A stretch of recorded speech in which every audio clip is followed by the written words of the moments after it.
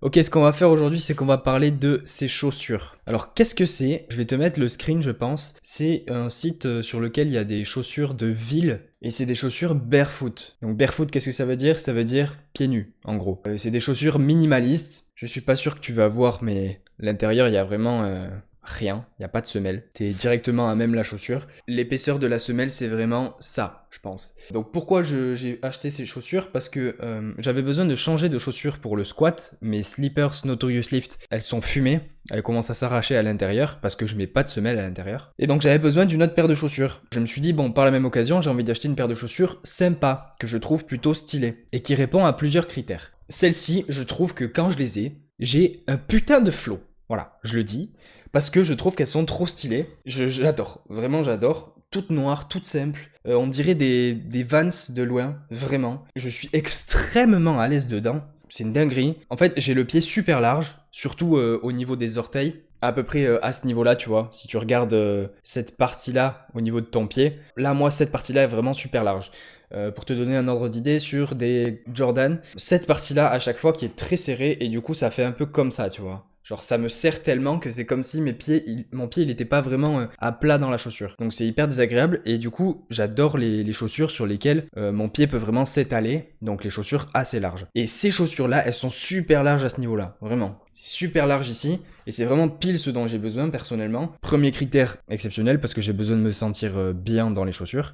Deuxième critère, c'est très proche du sol et j'aime pas avoir des chaussures avec trop de drop, d'épaisseur. Et troisième critère, c'est les chaussures plates puisque moi je squatte en chaussures plates. Et quatrième critère, le style. Franchement, je les trouve putain stylées. Et t'as des chaussures de ce style, c'est des chaussures de lutte généralement, mais elles sont moins jolies, je trouve personnellement. Perso, j'aime les trucs vraiment très très simples. Là, tu vois, c'est tout noir, y a rien de flashy quoi. C'est vraiment tout simple. Et la chaussure, on dirait une chaussure de ville parce que c'est fait pour ça à la base. C'est fait pour être porté en tant que chaussure de ville. Elle est extrêmement flexible. Genre vraiment, t'as rien quoi. C'est voilà. Donc après, la flexibilité souvent c'est un argument. Moi je m'en fous un petit peu. Tu vas pas t'amuser à tordre tes chaussures dans tous les sens pendant toute la journée. Donc voilà, c'est pas vraiment un critère important. Mais ça veut dire que ça s'adapte très très bien à ton pied. Donc à la base, c'est des chaussures que j'ai achetées uniquement pour le squat parce que j'en avais besoin. Pour le bench et le terre, j'ai les slippers Silent Worker qui sont très très bien. Elles accrochent bien comme il faut. Si la surface au sol accroche bien, alors les slippers accrochent bien. Mais du coup, personnellement, ça me fait un peu chier d'avoir plusieurs paires de chaussures pour mes lifts. Donc je sais qu'il y en a, ils ont carrément des chaussures d'haltéro pour le squat, des slippers pour le bench, peut-être d'autres chaussures pour le terre. Il y en a qui ont potentiellement des sabots deadlift. Enfin bref, il y en a qui ont 3 paires de chaussures, une pour chaque lift. Perso, si je peux en avoir une pour les 3, je serais très content. Mais bon, c'est rarement le cas. Et du coup là, ces chaussures-là sont exceptionnelles pour le squat. Vraiment, je me sens super bien dedans. C'est assez proche du sol. Je peux bien sentir mon pied plat au sol. J'ai aucune contrainte de la chaussure qui me serre sur les côtés. Donc je peux vraiment laisser mon pied s'exprimer, on va dire. Et du coup, je les ai testés pour le bench aussi. Elles ont vraiment une trop bonne accroche. Alors là, tu vas voir, je pense, mais t'as donc des ronds avec du coup pas mal d'espace entre. Mais sur chaque rang, tu as des espèces de mini crampons. Donc ça, je pense que c'est quand même quelque chose qui va s'user assez vite. Et du coup, je pense pas que c'est des chaussures que je garderai pour longtemps pour le bench. Mais tant qu'elles fonctionnent, je pense que je vais les mettre parce que du coup, ça m'évite de prendre 2 paires de chaussures. Donc cette paire de chaussures plus des slippers. Le seul point sur lequel elles vont être un peu bof, je pense, c'est sur le deadlift. Parce que vu que j'ai un sumo, elle va être tirée comme ça sur le côté. Et généralement, si tu tires la chaussure sur le côté, t'as l'intérieur qui se lève un petit peu. Et tu te retrouves comme ça, quoi, en gros. Tu vois. Au lieu d'avoir la chaussure comme ça, tu te retrouves comme ça. Et c'est un peu le problème avec plein de slippers. Si t'as pas des slippers faites pour le sumo, et même quand t'en as qui sont faites pour le sumo, si t'as un sumo très large et que tu pousses un peu trop sur les côtés, sans forcément le vouloir, mais que tu le fais, tu te retrouves à avoir la chaussure qui tourne un petit peu. Mais le côté positif, c'est que vu que c'est des chaussures montantes, et que tu peux les serrer en haut, au niveau de ta cheville, même un petit peu plus haut, la chaussure, même si elle glisse, c'est pas toute la chaussure entière qui va partir avec, tu vois. Vu qu'elle est accrochée à ton pied, genre elle est serrée à ce niveau-là, elle va pas se faire tirer autant que si c'était juste une slippers qui est très très basse au niveau de ta cheville. Donc perso, j'ai trouvé que c'était vraiment très très bien. Sur le terre, je le sens déjà hein, que ça déborde un petit peu et que ce problème il va s'exacerber au fur et à mesure du temps et que donc je pourrais pas utiliser ces chaussures là pour le terre. Mais en tout cas pour le moment j'adore, je les trouve super stylées, très à l'aise dedans pour le squat, Très bonne accroche pour le bench et pour le terre. Pour le moment, j'aime bien. J'ai terre une seule fois avec, évidemment. Et je ne pense pas avoir besoin de le préciser, mais je le précise quand même. Ce n'est absolument pas quelque chose de sponsorisé ou quoi que ce soit. J'ai acheté ces chaussures avec mes sous et je donne mon avis vraiment sur ce que j'ai utilisé, ce que j'en ai pensé. Je ne connais pas leur durée de vie dans le temps, etc. Mais c'est juste, je voulais te donner mon avis à chaud. Voilà. Et en parlant de tout ça, je vais te montrer directement la séance que j'ai pu faire, le dernier SBD de ce bloc. Je vais te montrer uniquement le bench et le terre, parce que le squat c'était du x7 et il y avait un 3x7, x7 à 125, x7 à 140, x7 à 125. Terminé. C'était un squat de deload en fait. Du coup, je vais te montrer de suite le bench et le terre.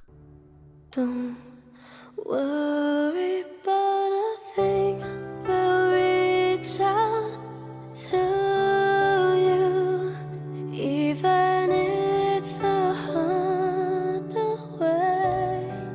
It's plain to see the reason why, how that all because of Almighty heart. Remember, it's just natural that we'll be there if you need help for a growth. The distance, rest assured that our faith just won't die. You know we have to sacrifice ourselves, whatever they may say. It's plain to see the reason why. Oh, that's all because of the mighty heart. Remember, it's unnatural that we'll be there. Donc du coup, je vais en profiter pour te faire le récap de ce bloc.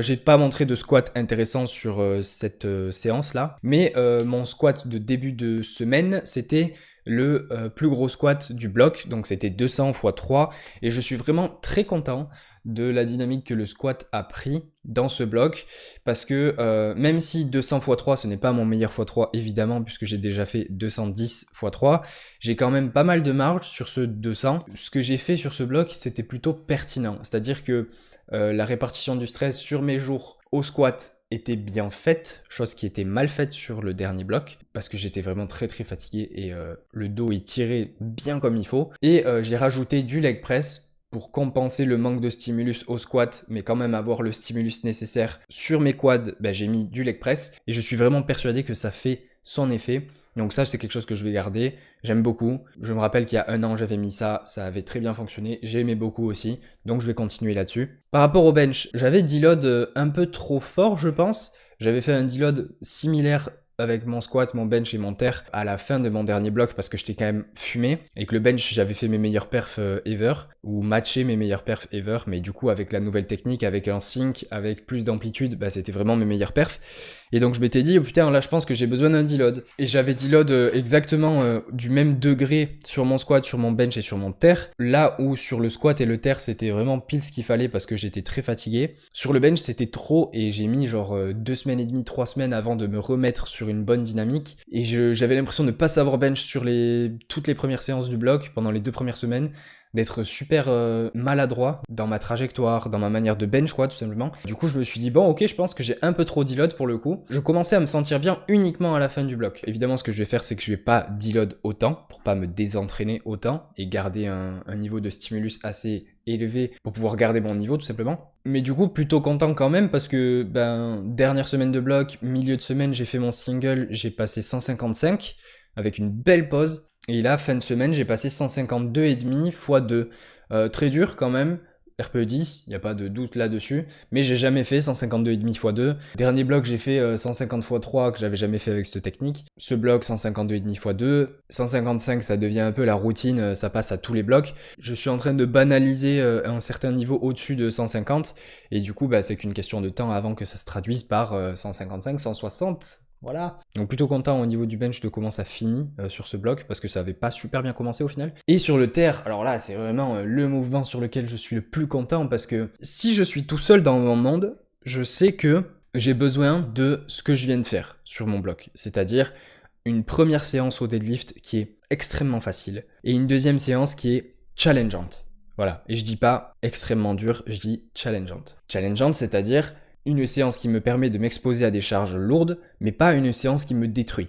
Voilà. Et ça, c'est important de faire cette distinction. En voyant d'autres personnes s'entraîner, des fois, je suis en mode « Ah, mais en fait, peut-être que je m'entraîne pas assez dur. » Et du coup, j'ai tendance à vouloir faire plus que ce dont j'ai besoin pour pouvoir progresser. Et c'est comme si je me laissais embobiner par le fait que je dois peut-être en faire plus. Et c'est ce que j'ai fait le dernier bloc en fait. Mes 2 séances de terre étaient poussées, mes 3 séances de squat étaient poussées, mes 4 séances de bench étaient poussées. Pour le coup, le bench c'était bien, mais tout était poussé jusqu'à un certain degré. Et quand je dis poussé, c'est toujours pareil. Je parle pas de RPE 10 à chaque séance, même de RPE 8. Pour moi, c'était vraiment genre du RPE 6-7 sur toutes mes séances, et c'était déjà trop poussé. Et il y a plein de fois on me dit ouais mais en fait tu t'entraînes pas dur, etc. Et ça c'est un truc qu'on me dit tellement souvent que je finis par croire que c'est le cas, que je m'entraîne pas dur et que j'ai peut-être besoin de plus. Mais en fait, quand je reviens aux bases et quand je m'écoute et que je regarde factuellement ce qui fonctionne sur moi, c'est ça qu'il me faut, je ne dois pas faire autre chose. Si tu es dans ce cas-là, regarde ce qui fonctionne sur toi. Si ça fonctionne,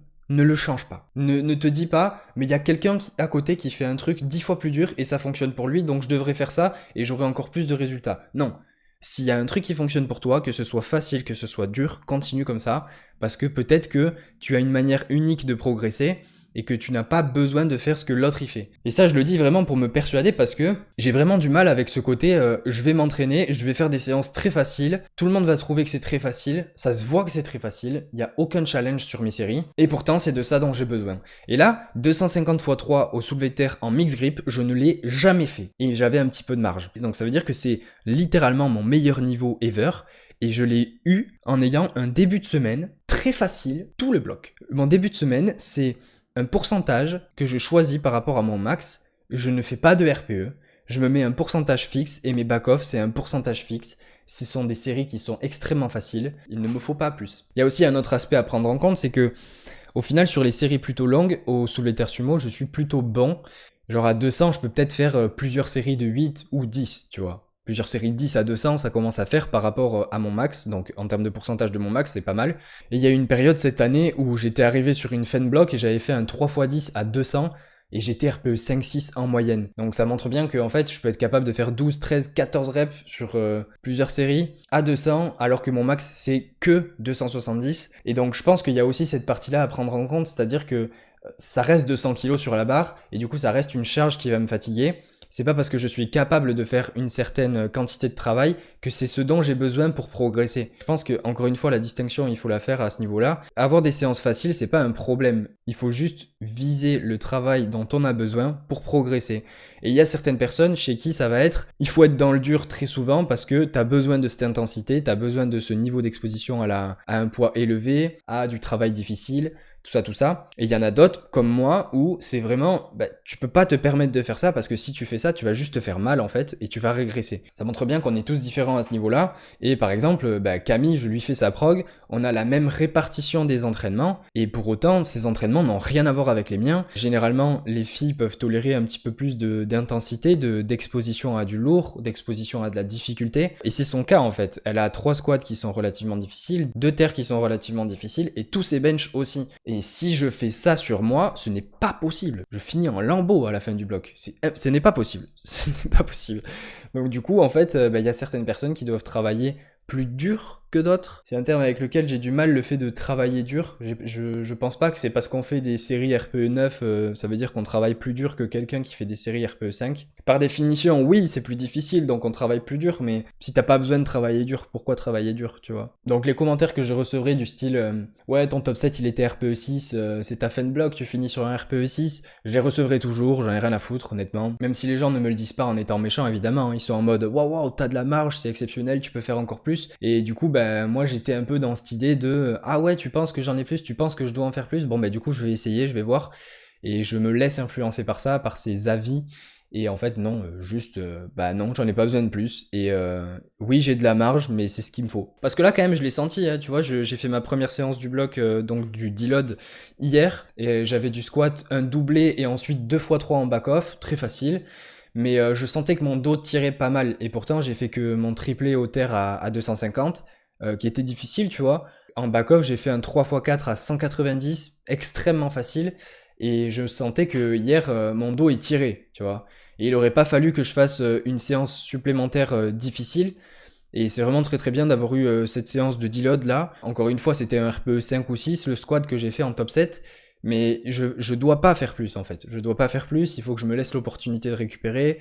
Il faut que je me laisse l'opportunité de me donner de l'élan pendant le bloc. Et du coup, c'était assez difficile à gérer avant parce que, avec les réseaux, etc., on voit beaucoup de gens qui font souvent des barres difficiles. Ça veut pas dire que l'individu fait tout le temps des barres difficiles. Ça veut dire que, en fait, on voit tellement de personnes qui font des barres difficiles qu'on se dit que, du coup, c'est ce qu'il faut faire, c'est la norme. Et je pense avoir été un petit peu influencé par ça à certaines périodes.